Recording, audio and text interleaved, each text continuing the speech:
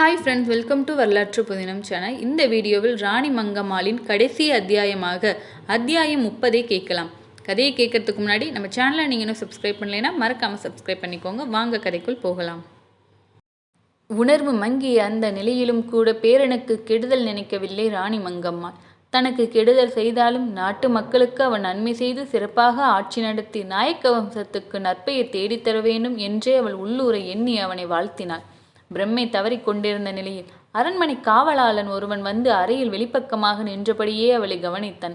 அவள் இருந்த நிலை கண்டு அவன் மனம் இலகி பாலாய் உருகியது. தான தர்மங்களை தாராளமாக செய்து சத்திரம் சாவடிகளை திறந்து சாலைகள் அமைத்து குளங்கள் வெட்டி அறம் செய்த மகாராணி மங்கம்மாள் தலையில் கடைசி காலத்தில் இப்படியா எழுதியிருக்க வேண்டும் பாவம் என்று அந்த காவலன் அனுதாப உணர்வோடு தனக்குத்தானே முணுமுணுத்தது அவள் செவிகளில் விழுந்ததா இல்லையா என தெரியவில்லை. ராணி மங்கம்மாளை சொந்த பேரன் அரண்மனையிலே சிறை வைத்து விட்டான் என்ற செய்தி மெல்ல மெல்ல வெளி உலகில் மக்களிடையே பரவிவிட்டது. அப்படி பரவுவதை தடுக்கவோ தவிர்க்கவோ முடியவில்லை. இத்தனை தான தர்மங்களை செய்த புண்ணியவதிக்காய் இந்த கதி நேர்ந்தது என்று தனியாகவும் இரகசியமாகவும் தங்களுக்குள் அனுதாபமாக பேசிக்கொண்ட மக்கள் கூட தங்கள் உள்ளுணர்வை வெளிப்படையாக காண்பித்து கொள்ள அஞ்சி தயங்கினார்கள். பாட்டியின் மேல் தீரா பகையும் குரோதமும் கொண்டுவிட்ட பேரன் தங்களை என்னென்ன தண்டனைக்கு உள்ளாக்குவானோ என்று யாவரும் பயந்தார்கள். அனுதாபத்தை பயமும் தயக்கமும் வென்றுவிட்டன. ராஜ விசுவாசத்துக்கு பங்கமில்லாதது போன்ற ஒருவகை அடக்கமும் அமைதியும் நாடு முழுவதும் தென்பட்டாலும் உள்ளூர இந்த அக்கிரமத்தை கேட்டு மக்கள் மனம் குமுறிக்கொண்டிருந்தார்கள்.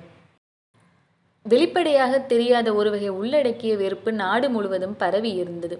நீரு பூத்த நெருப்பாயிருந்த இந்த வெறுப்புணர்வை விஜயரங்கனோ அவனுக்கு துணையாக இருந்து அவனை ஆட்சியில் அமர்த்திய கலகக்காரர்களோ புரிந்து கொள்ளவில்லை. எதையும் தங்களால் அடக்கிவிட முடியும் என்ற திமிரோடு இருந்தார்கள். ஆட்சி கையில் இருந்ததுதான் அதற்கு காரணம். ஆனால் அரண்மனை முழுவதும் இது தகாத செயல் என்ற எண்ணமே பரவி இருந்தது. விஜயரங்கனை எதிர்த்தும் முரண்பட்டும் கலகம் செய்ய அவர்களால் முடியவே இல்லை. அன்றி ராணியை இப்படி செய்வது அக்கிரமமும் என்று அரண்மனை ஊழியர்கள் அனைவரும் உணர்ந்திருந்தார்கள். பிரம்மை தவறுகிற நிலையில் ராணி மங்கம்மாளை சிறையில் பார்த்த காவலன் பதறி நிலை குலைந்து ஓடிப்போய் அதை விஜயரங்கனிடம் தெரிவித்தான். பாட்டியார் ஏறக்குறைய மரண படுக்கையில் இருப்பதாக புரிந்து கொண்ட விஜயரங்கன் உடனே தன் சகாக்களை கலந்து ஆலோசித்தான். இறக்கும் தருவாயில் இருக்கிற ராணி மங்கம்மாளை வெறுக்க வேண்டிய அவசியமில்லை. பாட்டி சாகும் போது கூட உங்களுடைய முகத்தில் விழிக்க விரும்பாமல் செத்தாள் என்ற கெட்ட பெயர் உங்களுக்கு வரக்கூடாது என்றார்கள் அவனுடைய சகாக்களில் சிலர். விஜயனும் பாட்டியின் அந்தி காலத்தில் ஒரு நாடகமாடி தீர்த்து விடுவதென்று தீர்மானித்து கொண்டான்.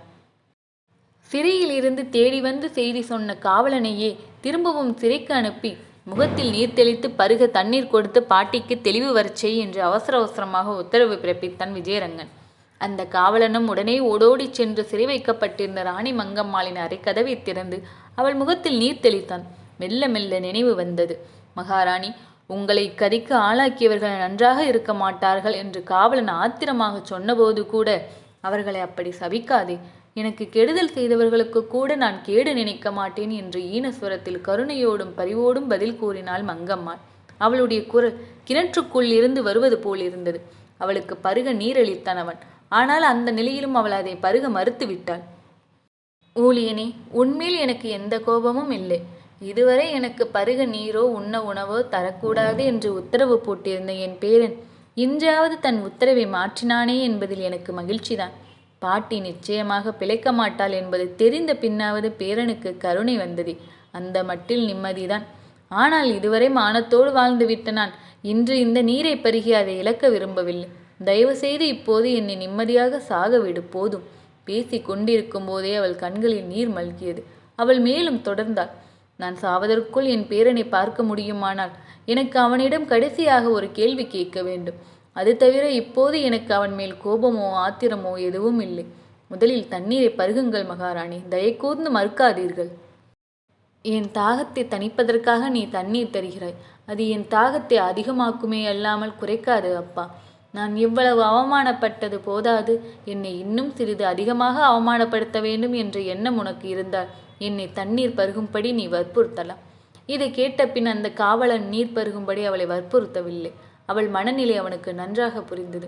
விஜயரங்கனை அழைத்து வருவதற்காக ஓடினான். காவலன் விஜயரங்கனோடும் மந்திரி பிரதானிகளோடும் அங்கே வந்து சேர்ந்த போது ராணி மங்கம்மாளின் நிலை மேலும் கவலைக்கிடமாக இருந்தது. பேரனை பார்த்ததும் கண்களில் நீர் மல்கி பளபளக்க அவள் ஏதோ பேச முயன்றாள். ஆனால் குரல் எழவில்லை. தளர்ச்சியும் சோர்வும் பசியும் தாகமும் ஏற்கனவே அவளை முக்கால்வாசி கொன்றிருந்தன. விஜயரங்கன் அவள் அருகே வந்தான். அவனை வாழ்த்து உயர்வது போல் மேலெழுந்த அவளுடைய தளர்ந்த வலக்கரம் பாதி எழுவதற்குள்ளேயே சரிந்து கீழே நழுவியது. கண்கள் இருண்டு மூடின. நா உலர்ந்தது. தலை துவண்டு சரிந்து மடங்கியது. விஜயரங்கனோடு வந்திருந்த வயது மூத்த பிரதானி ஒருவர் ராணி மங்கம்மாளின் வலக்கரத்தை பற்றி பரிசோதித்துவிட்டு உதட்டை பிதுக்கினார். நாடி பேசவில்லை, குளிர்ந்து விட்டது என்றார். விஜயரங்கன் கூட இருந்தவர்களுக்காக ஏதோ அழுது புலம்புவது போல போலியாக நடித்தான். புகழ்பெற்ற ராணி மங்கம்மாளின் கதை முடிந்துவிட்டது. 18 ஆண்டு காலம் மதுரை சீமையை ஆண்ட மகாராணி மரணமடைந்து விட்டாள்.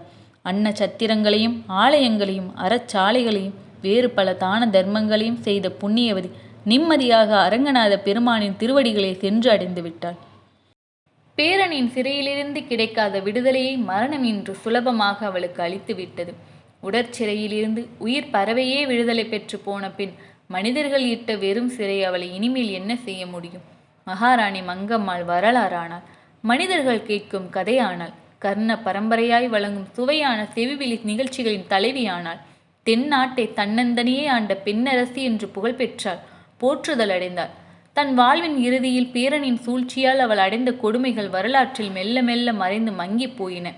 ஆனால் அவள் ஆண்டது, புகழ் பரப்பியது, தான தர்மங்கள் செய்தது ஆகியவையே வரலாற்றில் நிலைத்தன, நின்று நிலவின.